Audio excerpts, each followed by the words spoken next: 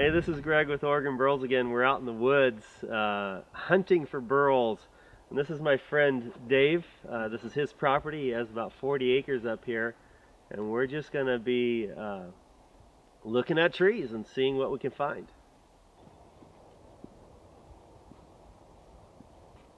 No, I'm fine. But this is a nice one. It is. It's even burled up here. And this is a sweet little burl. It's like 8 inches, and this is just a unique table leg.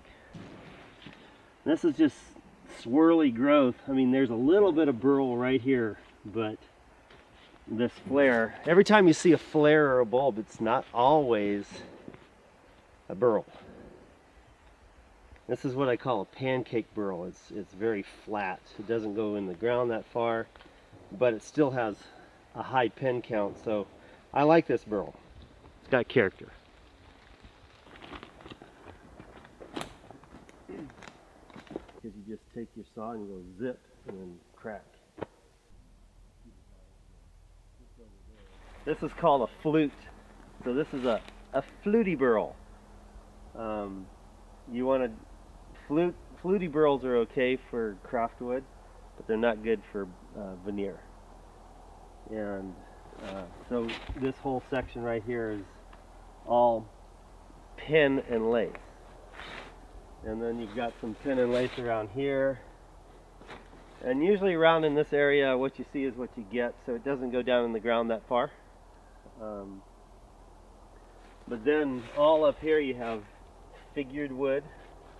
And this is called the feather or the crotch of the tree. So you have a lot of figure right here. So all this is usable for craft wood or possibly guitar wood or accent pieces. And one of the things you want to always look for in a burl is there any openings where water can seep down and rot or discolor the burl. This is like a funnel, and over the years water just sits there and just starts rotting out, and it fans out different colors, which could be pretty, but for the most part a lot of people like fresh looking burl. This spot right here is what those funnels that I showed you earlier create. It works its way all the way down into the center of the stump and creates hollow spots.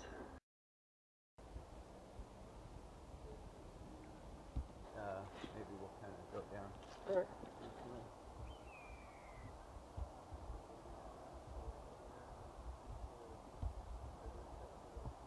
Yeah, see, even if those had a burl on it. So this is just basically a heel over that turned into a burl, where the branch was shed, and then the oak started to create a burl. Well, we found the tallest burl on the property so far. This is, you can see it's about 20 inches out of the ground. It's a really nice one in one way, and it's not in another. It's a multi-stem burl. Yeah, for the most part, you want a single stem coming out of a bulb like this, but it has a stalk right here, and it had a dead stalk right here, and then these two stalks grew out, which lessens the quality of the burl. But nevertheless, it's got a great face on it, lots of points, lots of pin. So this would be a great craft burl. And I don't know if you can see this or not, but right here, this is a dead portion of the tree.